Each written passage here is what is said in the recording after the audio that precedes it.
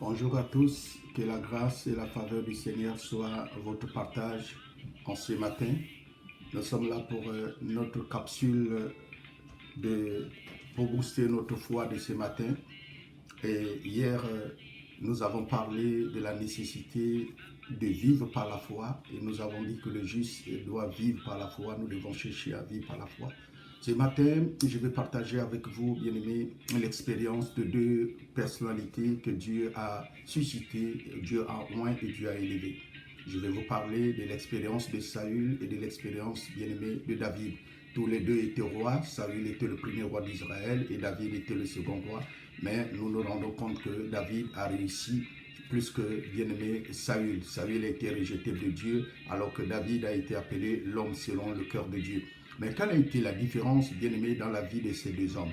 Nous nous rendons compte que ces deux hommes-là, un, bien-aimé, avait la foi en l'homme et l'autre avait la foi en Dieu. L'autre dépendait, bien-aimé, des circonstances humaines et l'autre a décidé de dépendre des circonstances, bien-aimé, de Dieu et de Dieu seul.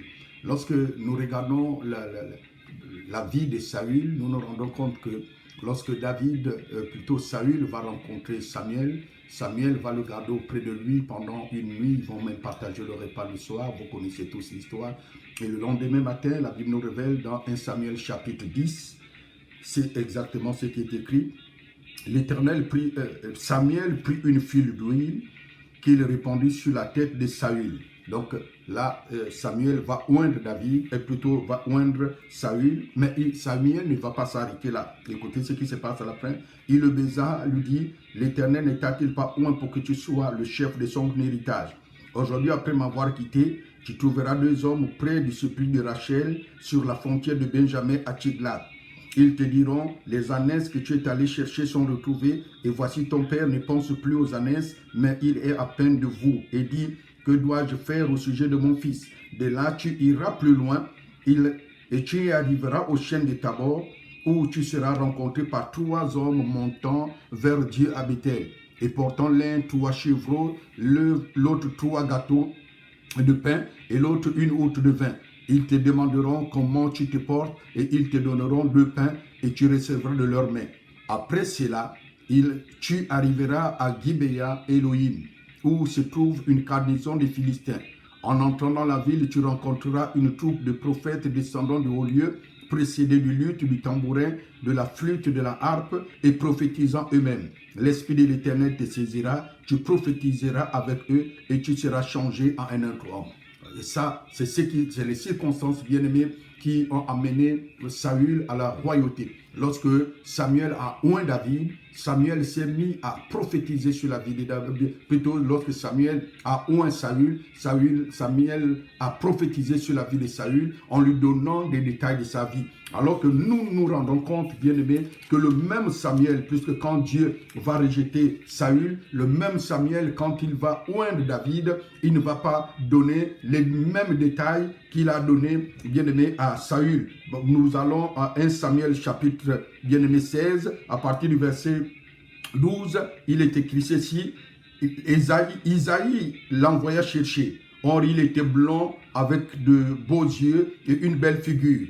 L'Éternel dit à Samuel, lève-toi, oins-le, car c'est lui. Samuel prit la corne d'huile éloignée au milieu de ses frères. L'Esprit de l'Éternel saisa David à partir de ces jours et dans la suite. Samuel s'éleva et s'en alla à Rama.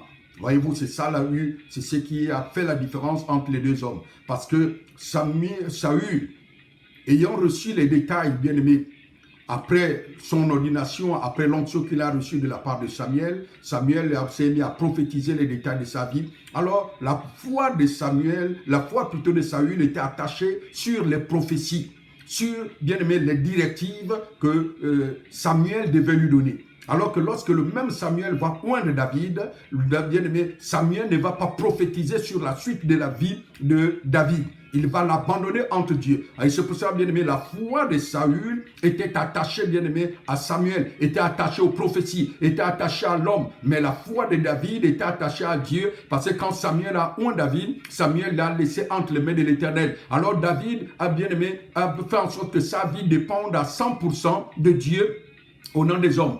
Et cette dépendance des hommes a amené, bien aimé, Saül à aller invoquer l'esprit de Samuel qui était mort. Et Dieu l'a rejeté à cause de cela. Alors que David, bien aimé, lui, qui n'a pas eu de prophétie, qui dépendait de Dieu, a marché, bien aimé, par la foi et a triomphé, bien aimé, dans son règne. Et donc, je vous exhorte ce matin, bien aimé, c'est bon les prophéties, c'est bon de savoir, bien aimé, de connaître l'avenir sur vos vies, mais c'est bon, c'est encore mieux de dépendre à 100% de l'Éternel. Dieu, bien aimé, quand il a suscité son peuple au travers de Moïse, le bien-aimé de l'Égypte, de Goshen, pour la terre promise, Dieu ne montrait pas, bien-aimé, les détails de chaque étape de la vie, bien-aimé, des enfants d'Israël. Il montrait à Moïse l'étape suivante, mais le chemin, ça se faisait par la foi. Il y avait des obstacles, il y avait tout ce qu'il y avait, et cela a permis, bien-aimé, qu'il puisse réussir.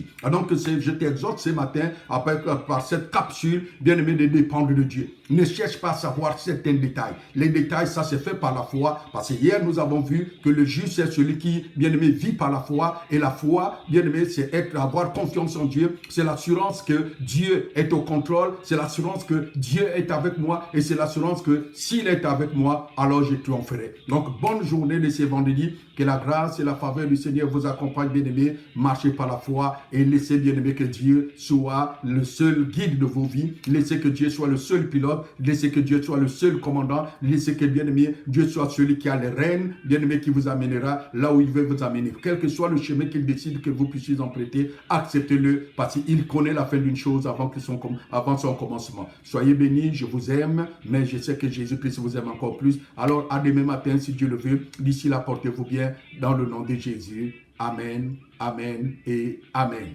Merci.